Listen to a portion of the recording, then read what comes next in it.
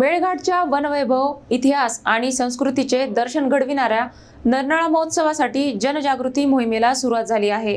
महोत्सवाच्या चित्ररथाचा आज अकोल्यात मान्यवरांच्या उपस्थितीत शुभारंभ करण्यात आला। अकोला जिल्ह्यात 15 ते 17 फेब्रुवारी दरम्यान होणाऱ्या नरनाळा महोत्सवाच्या पार्श्वभूमीवर जनजागृतीसाठी चित्ररथाचा शुभारंभ करण्यात आला।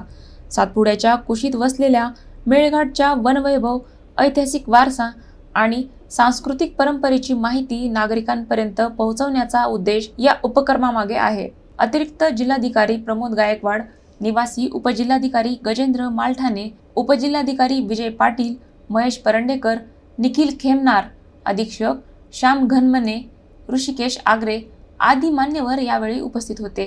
जिल्हाधिकारी वर्षा मीना यांच्या मार्गदर्शनाखाली महोत्सवाचे आयोजन करण्यात आले आहे। महोत्सवात जंगल सफारी, साहसी खेळ तसेच विविध सांस्कृतिक कार्यक्रमांची रेलचेल पाहायला मिळणार आहे। चला हवा येऊ द्या, शिवशंभू गर्जना यांसारखे लोकप्रिय कार्यक्रम तसेच सुप्रसिद्ध गायक कैलास खेर यांची लाईव्ह कॉन्सर्ट हे महोत्सवाचे प्रमुख आकर्षण ठरणार आहे। चित्ररथाच्या माध्यमातून गावोगाव महोत्सवाची माहिती पोहोचवण्यात येत आहे। सुमारे 13 वर्षानंतर अकोल्यामध्ये नरनाळा महोत्सव दिनांक 15, 16 आणि 17 फेब्रुवारी रोजी आयोजित करण्यात आलेला आहे। जिल्हा प्रशासनाच्या वतीनं मी आपल्या सर्वांना अकोलेकरांना आवाहन करतो की या महोत्सवात सर्वांनी जास्तीत जास्त संख्येने सहभागी व्हावे।